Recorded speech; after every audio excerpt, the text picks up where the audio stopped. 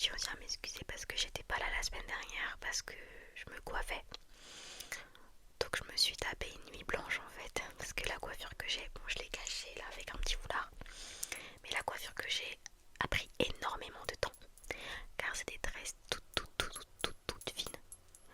Là dites-vous que pour faire cette Annie, il y a au moins une dizaine de tresses. Une dizaine de tresses que j'ai rassemblées.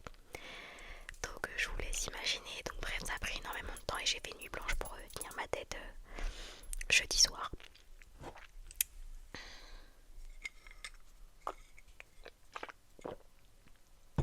Et donc aujourd'hui on se retrouve pour une vidéo massage crânien plus story time. D'ailleurs, bon là la bonnette elle va m'être utile pour le thème de la vidéo. Il y a un petit truc. Mais vous étonnez pas si pour les prochaines vidéos j'ai cette bonnette et plus l'autre. Parce que en fait je l'ai oublié chez ma mère. Bon là j'y retourne ce week-end donc on va voir si je la retrouve. Mais bon, au cas où je la retrouve pas, le temps que j'en commande une nouvelle, ne soyez pas étonnés. Bref, je propose de commencer parce que là ça fait, bon ça va, ça fait que 2 minutes que je parle mais bon c'était peut-être 2 minutes de trop. C'est parti. Donc les story time que je vais raconter en vérité, il y en a une je sais que je vais la raconter mais l'autre je sais pas du tout laquelle je vais raconter. Moi je suis quelqu'un qui a beaucoup d'histoires. Mais on va commencer par la crack house. Voilà, c'est comme ça qu'on l'a nommé, mes amis et moi. Vous savez, j'ai pas d'ongles d'ailleurs. Voilà, je m'améliore et je les ai coupés très courts. Ça fait très bizarre. Bref, j'ai pas l'habitude. Bref, la crack house. La crack house en fait, c'est une maison où vivent des craquettes ou des SDF, pas forcément des craquettes mais des SDF en tout cas, les deux.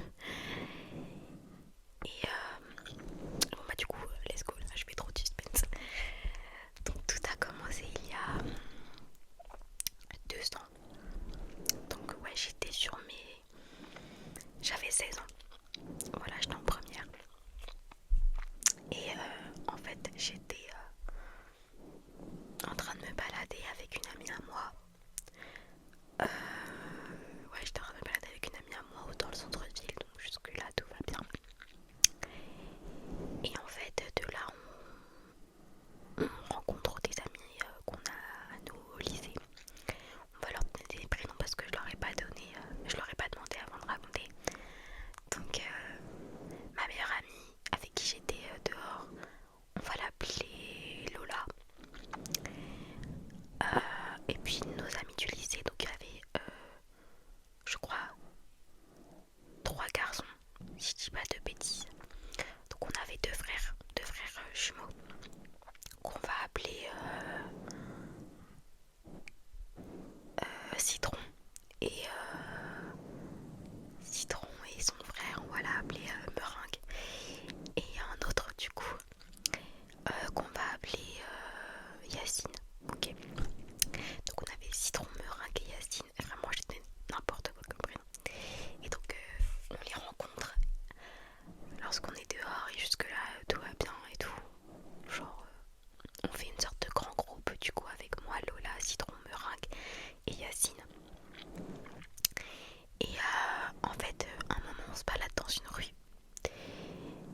Et quand on arrive dans cette rue là en fait on voit une grande porte. Petite pause.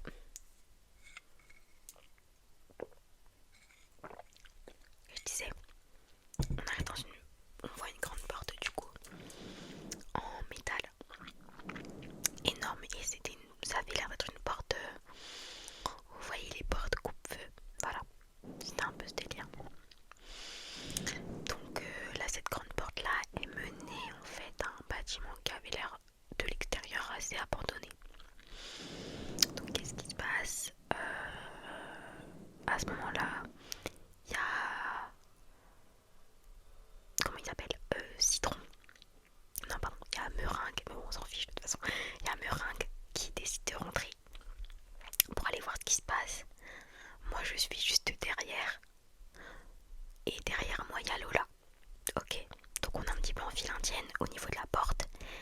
Et puis à un moment, on n'était pas complètement rentrés, on était entre la porte et l'extérieur, quoi.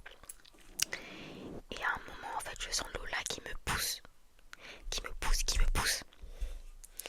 Donc moi, sans faire exprès, je pousse Meringue et Lola, et Meringue, Lola et moi, on se retrouve en fait complètement du coup dans le hall du bâtiment abandonné. C'était enfin de la maison, bâtiment, je sais pas trop. Bref, on se retrouve dans le hall mais complètement. Et de là on voit que la porte s'est fermée. En mode mais comment c'est possible? Donc moi j'engueule Lola. Je lui dis mais Lola, pourquoi tu m'as poussé, etc. Enfin, t'es folle et tout. Et elle me dit que c'était pas elle et que en gros c'était Yacine et Citron qui l'avaient poussé. Et qu'ils sont en train. Ah oui, c'est des gros blagueurs. Détail important du coup. Et qu'ils sont en train. Et qu'ils ont fermé la porte après. Donc on est tous un peu en mode bon, ok, ah yo, c'était drôle. Maintenant, après une dizaine de minutes à être enfermé dans un hall qui sent vraiment la pisse, vraiment, qui sent vraiment le pipi, avec des détritus partout et tout. C'était marrant, 10 minutes. Maintenant, ça chérie d'ouvrir la porte. Donc on dit au gars dehors, bah c'est bon là maintenant, ouvrez-nous la porte.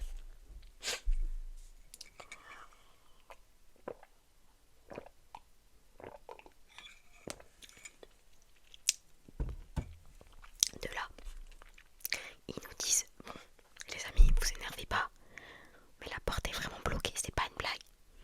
Nous, on n'y croit pas. Donc on dit, ah yo, vous êtes chiants, ouvrez la porte. Ils nous disent, non, les gars, la porte elle est vraiment bloquée. Elle est vraiment bloquée, on n'arrive pas à la rouvrir en fait. Là, elle s'est refermée. Parce que quand on est arrivé, elle n'était pas fermée, elle était rabattue. Donc là, on se rend compte qu'on est bloqué dans une maison où crèchent des gens, enfin des SDF, mais pas que des SDF sobres, on va dire. On va avoir des SDF qui ont pris des substances, etc. Enfin, ben, c'était un repère qui s'est utilisé pour consommer tout type de drogue. Et donc nous, jeunes adolescents de 16 ans, on se retrouve enfermés dans cet endroit-là. Bah c'était pas fameux, hein, c'était pas fameux. Peut-être que j'essaierai de vous mettre des vidéos si j'ai le temps dans le montage. Mais bon, de là on se rend compte qu'on est vraiment bloqué, donc on essaie de trouver des solutions. En fait, comme je vous ai dit, par terre il y avait plein de petites détritus. Et il y avait notamment un pied de biche. Donc avec le pied de biche, on fait tout pour essayer d'ouvrir la porte. On dirait le début d'un film d'horreur. On fait tout pour ouvrir la porte avec le pied de biche et tout. Ça marche pas. J'essaie d'escalader par-dessus la porte. Genre, en fait, il y avait la porte, elle arrivait pas juste tout en haut. Avant ça, il y avait, je sais pas, quelque chose où on pouvait être posé en fait. Je voulais essayer d'escalader, mais j'avais mes faux ongles à ce moment-là. Ça m'a pas obligé d'arrêter après, mais bon bref. J'avais mes faux ongles à ce moment-là, donc impossible d'escalader. Je me faisais trop mal. Et ouais, on n'arrivait pas. Donc on s'est dit, bon bah écoutez, tant qu'on est là, on va faire le tour des lieux. Donc c'était une maison sur plusieurs étages. C'était une maison sur, je sais plus si c'était sur 2 ou 3 étages, voilà. Mais c'était une maison qui était en hauteur et pas en largeur. Voilà. Donc on monte au premier étage. Bon, c'est vraiment laborieux, on va dire, parce qu'il y a des trucs partout dans les escaliers et tout. Enfin, bref, il y a des trucs partout. Et au premier étage, du coup, on tombe sur une pièce. Et dans la pièce, il y a personne. Dans la première, il y a personne. Et dans la deuxième pièce, bon, on n'est pas sûr qu'il y avait quelqu'un. Mais c'est presque sûr parce que, en fait, on arrive et on voit une couette en boule. Voilà, on voit une couette en boule et puis il y a vraiment des défécations sur les murs et tout. Bref, et donc il y avait potentiellement quelqu'un derrière cette couette, en dessous de cette couette, mais on s'est pas aventuré à s'approcher ou à rentrer dans la pièce, on a continué à monter. On continue à monter, parce que c'est tout ce qu'on a à faire.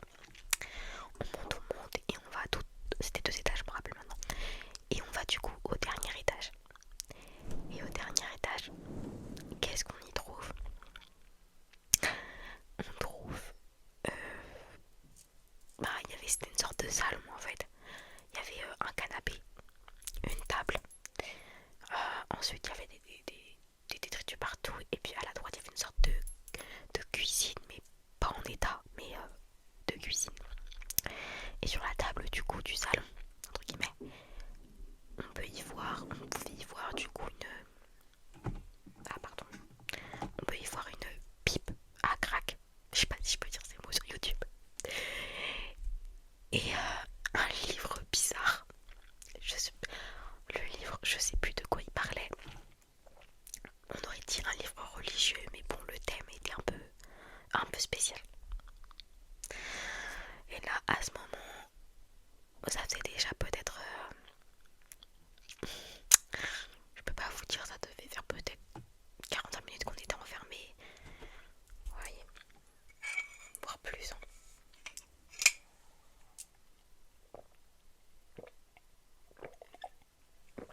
De là, on se dit 45 minutes qu'on est enfermés. Les garçons en bas n'arrivent toujours pas à nous ouvrir. Dites-vous qu'entre temps, il y a des gens qui sont passés. Bon, c'était vraiment des guignols, mais bref, il y a des gens qui sont passés pour essayer de nous aider. Ensuite, est-ce que je dis maintenant? Oui, bah si. Il y a des amis, enfin mes amis qui étaient du coup dehors, ont appelé les pompiers. Les pompiers ont dit bah non, on peut rien faire. Vous devez appeler un serrurier. Ils ont appelé un serrurier. Le serrurier a dit ouais bon ça sera 100 € pour ouvrir la porte. Mais personne d'entre nous n'avait cet argent-là. On avait quoi? On avait 16 ans. Donc personne n'avait les moyens. En vrai, on aurait pu diviser avec du recul, on aurait pu diviser. Ça faisait pas énorme par personne, mais bon bref. Du coup, la seule solution qu'on a trouvée, ça a été d'escalader. Pas la porte, mais en fait, entre le premier et deuxième étage, il y avait une grande fenêtre. Ok. Et en fait, cette grande fenêtre-là, elle emmenait sur une sorte de pont de détritus qu'avait fait sûrement les SDF. Et ce pont de détritus-là, il emmenait à un autre toit qui était juste à côté d'un autre toit. Et comme ça, si on passait par là, en fait, on pouvait redescendre, bon, sûrement chez quelqu'un, mais au moins on serait plus dans cette maison. Jusque là, vous me suivez? Bref. Et donc, on décide du coup de passer par là, donc on est sur le point de tout ce, du coup prendre le pont de détritus, parce qu'on n'a pas le choix. Donc d'abord il y a Meringue qui passe, tout se passe bien, il passe vite, tout se passe bien. Ensuite il y a Lola qui est complètement apeurée à ce moment-là, elle est complètement apeurée. Elle essaye, elle passe, elle casse le pont. Voilà, parce qu'elle était, je sais pas, peut-être parce qu'on était trop lourd. Et donc elle casse le pont. Et mais moi je suis encore bloquée de l'autre côté. Donc en fait à ce moment là c'est un petit peu la panique. Et finalement ce qui se passe c'est que je n'ai pas d'autre choix que de sauter en fait sur l'autre toit. En fait de sauter de la fenêtre au toit en gros. Donc je suis un peu paniquée, je suis un peu stressée, mais bon finalement j'y arrive. Si vous me voyez encore aujourd'hui, c'est que j'ai réussi. Bref, du coup je réussis à sauter du coup de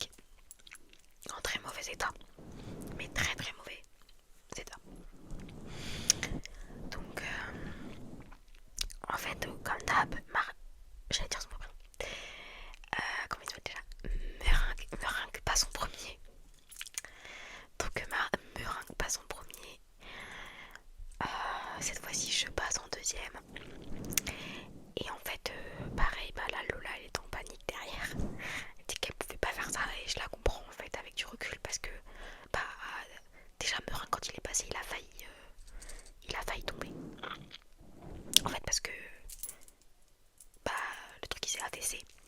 Et moi je passe, au début tout se passe bien, moi en fait je, je passe sur les côtés, enfin en gros je fais le tour du toit pour pas passer au milieu parce qu'au milieu ça m'avait pas l'air safe.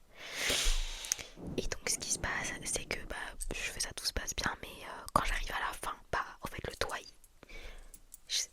il fait un trou, enfin, comment dire, je tombe, mon pied tombe dans un trou, voilà. Donc en fait tombe dans le bâtiment dont le toit était, je sais pas comment expliquer, mais voilà, c'était vraiment, je sais pas c'est quelle matière pour un toit, mais c'était vraiment nul. Bref, ma jambe passe dans le trou. Là j'ai cru que j'allais y passer, mais heureusement tout s'est bien passé parce que j'avais pu me raccrocher au, comment on appelle ça, il y avait un truc d'égout, enfin genre une gouttière, voilà, j'ai pu me raccrocher à la gouttière, donc tout s'est bien passé. Et de là je suis en train d'essayer d'escalader sur le toit d'à côté pour pouvoir descendre chez la personne. Donc bon, j'arrivais pas, honnêtement, j'avais mes ongles, j'arrivais pas, il y avait du coup Meringue qui était déjà passé lui de l'autre côté, mais moi je pouvais pas, j'arrivais pas. Et il y avait encore Lola qui était pas passée parce qu'elle avait trop peur. Donc là on se retrouve dans une situation, on est bloqué parce que Meringue il arrive pas à m'aider, Lola elle veut pas passer, et donc on est chacun un peu bloqué là, sauf Meringue qui aurait pu s'en sortir tout seul, mais bon il est pas égoïste à ce point. Donc de là on sait pas quoi faire, et là en fait je suis en train d'essayer de monter comme depuis tout à l'heure, depuis au moins peut-être, on est resté comme ça peut-être une quinzaine de minutes, et là j'entends mon téléphone vibre, donc je prends mon téléphone dans ma poche et je vois que du coup c'est Yacine qui m'appelle. Et je réponds, je suis en mode déjà c'est à cause de lui que je suis dans ce bordel, qu'est-ce qu'il me veut. Et il me dit ouais, redescendez, on a réussi à ouvrir la porte. Enfin, on a réussi, c'est pas lui qui a fait le cas ouvert, mais bref, redescendez, c'est bon, la voie est libre. Quoi, sérieux et tout. Donc on est trop content. Maintenant faut refaire tout le chemin pour en fait retourner en fait dans la maison. Mais on peut plus repasser par la fenêtre parce que le pont, comme je vous ai dit, il était cassé et que je me retente, enfin personne ne se ressentait de sauter en fait de là à là. C'est mort, c'était mort. Du coup, ce qu'on a fait c'est que en fait, d'ailleurs, attendez, non, j'allais sauter en détail. Donc ce qu'on a fait, c'est que fallait qu'on fasse d'abord le chemin inverse pour repasser par le toit en plastique et retomber sur le deuxième toit. Ok. Donc d'abord, là cette fois-ci c'est moi je passe en premier, je cours. Le truc de passer sur le côté, je sais pas quoi, et je cours. Je me dis non, je cours. Donc là je passe en plein milieu en diagonale comme ça, bam. Je cours, tout se passe bien. Maintenant, Meringue, il dit non, moi je vais pas faire comme ça. Moi je vais marcher. Vous allez voir, tout va bien se passer.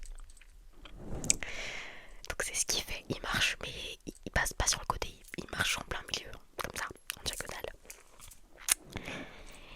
Et en fait, bon, moi je me suis dit ok, tout s'est bien passé pour lui. Il passe, il y a rien qui se passe. Et au moment où il pose son pied sur le toit sur lequel Lola et moi on est, bam, le toit il s'affaisse. Et donc il a failli tomber parce que son deuxième pied il y était encore. Et là, au dernier moment il a réussi à s'en sortir, mais là il a vraiment failli crever. Voilà. Ce toit là, je comprends toujours pas c'était quelle matière, mais bon bref. Donc maintenant, on est là, en entier, voilà, en un seul morceau. Et il faut qu'on trouve une solution. Et en fait la solution était toute trouvée. Parce qu'en fait ce qu'on n'avait pas vu, c'était que la fenêtre où on était, c'était du coup une façade de la maison. Mais sur une autre façade, il y avait une sorte de balcon qui était directement collé en fait à là où on était. Enfin, était directement collé au toit là où on était. Et donc du coup, il y a juste une barrière en gros. Mais c'est pas escaladé, c'est juste passer entre les barreaux comme ça. Non, c'était des barreaux du coup. On passe, il y avait juste à passer entre les barreaux. Et c'était plié. Donc c'est ce qu'on fait. Et puis du coup on rentre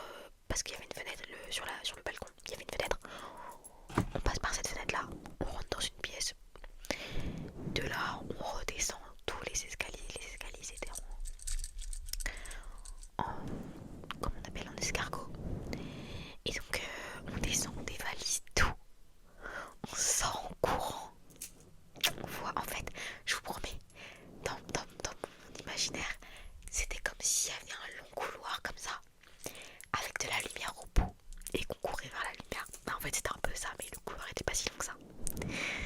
Et de là on est là en mode libérable et tout, on est trop heureux. C'était trop drôle, enfin trop drôle, très dangereux. Bref, et de là on demande du coup à Yacine et à Citron comment ils ont fait pour, pour ouvrir la porte en fait. Et en fait ils nous expliquent que il y a juste un SDF qui est passé, qui a compris la situation, qui a sorti un couteau de derrière un truc, de derrière un bâtiment, je sais pas. Il y avait un bas de truc, il a sorti un couteau de là-bas et il a ouvert la porte. Voilà, donc c'est un SDF qui nous a sauvés. Merci à lui. Et voilà, après, j'étais traumatisée. Enfin, en fait, l'état dans lequel j'étais après, c'était trop drôle, la tête que je faisais. Bref, après, je suis rentrée chez moi comme si de rien n'était. Et quelques minutes après, en plus, je devais être rentrée depuis super longtemps parce que, bon, en fait, ça c'est une autre story, mais bon, bref, je devais être rentrée depuis super longtemps, mais ma mère était pas là. Quand je suis rentrée, ma mère était pas là. Du coup, elle est arrivée 10 minutes après moi. J'avais même pas enlevé mes chaussures ni rien, j'étais comme ça, assise sur le canapé. Comme ça, exactement, elle m'a dit, mais ça va toi? J'ai dit, oui, ça va. Et voilà, c'est tout. Vraiment, c'est comme ça que c'est fini cette histoire. Après, dans cette crack house, du coup, on y est retourné. Et bon, faut la faire cool, la deuxième fois qu'on y est retourné. Bon, bah, déjà, cette fois-ci, on n'a pas fermé la porte. Et aussi, en fait, il y avait un monsieur. La deuxième fois qu'on y était allé, et là, c'était sûr. Il y a un monsieur tout là-haut. En fait, on monte, on entend du bruit. Je crie, il y a quelqu'un. Et là, j'entends, on n'entendait pas. On court, on dévale les escaliers, on sort. Et de là, quelques minutes plus tard, peut-être une vingtaine de minutes plus tard, il y a un monsieur du coup avec un gros sac qui sort et qui nous regarde très bizarrement. Voilà, c'était... alors on n'y est plus retourné et puis après maintenant la porte est condamnée, ils ont bien fait de la condamner. Enfin bref, voilà, c'était la petite story time. Je sais pas, ça fait 20 minutes que je parle. Waouh, 20 minutes. Je suis désolée. Je parle beaucoup. Je parle beaucoup, beaucoup, beaucoup. Bon bah, je vais raconter une autre petite story time encore avec des SDF. Moi j'ai beaucoup de stories avec les SDF. Qui datent toutes de la première, je ne sais pas pourquoi. En première, j'attirais énormément des SDF, mais pas les... Enfin, j'attirais des SDF aussi très gentils. La plupart du temps, j'ai des bonnes histoires avec eux. Parce que moi, je suis quelqu'un qui aime beaucoup parler avec eux parce que c'est des gens qui ont souvent des histoires très touchantes, très intéressantes et moi j'aime bien. Mais des fois, j'ai pas des bonnes histoires. Voilà. Bref. Et donc, la deuxième histoire que je vais vous raconter, elle est un peu triste en vérité. Elle est plus triste qu'autre chose. Donc là, cette fois-ci, j'étais encore de sortie du coup. Ah, mais c'était la veille. Non, c'était pas la veille. Bon, bref, c'était pas longtemps. C'était dans la même période. Donc du coup, j'étais aussi en première et j'étais toujours avec Lola et avec un autre ami à nous qu'on va appeler mathématiques. Ouais, bon, je sais pas. Parce que son nom ressemble un petit peu. Bref, donc on était avec mathématiques et on était dehors encore une fois et en fait il y avait une manifestation. Et dans cette manifestation là, ils distribuaient des flambeaux. Voilà, des flambeaux et tout. Donc il y a une personne, quand on passe dedans, qui nous en donne un. Enfin, qui en donne un à mathématiques. Et donc on marche, tout va bien jusque là et on passe.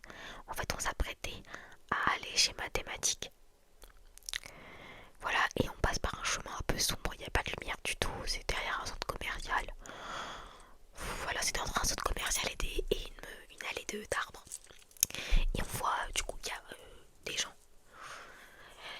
Et en fait, on se rapproche, et en fait, les gens commencent à nous taper la discute. Donc c'était une maman. Du coup, c'était aussi une SDF. Il fait une maman, elle était. D'après elle, elle était sous L. Plus loin S, plus loin D. Voilà. Et elle était voilà dans sous certaines substances. Il y avait du coup, je sais pas, un homme aussi avec elle qui était aussi sous substance, mais je sais pas c'était qui pour elle. Enfin, vous doutez bien que je ne l'ai pas demandé. Et puis il y avait aussi, comment on appelle, des enfants.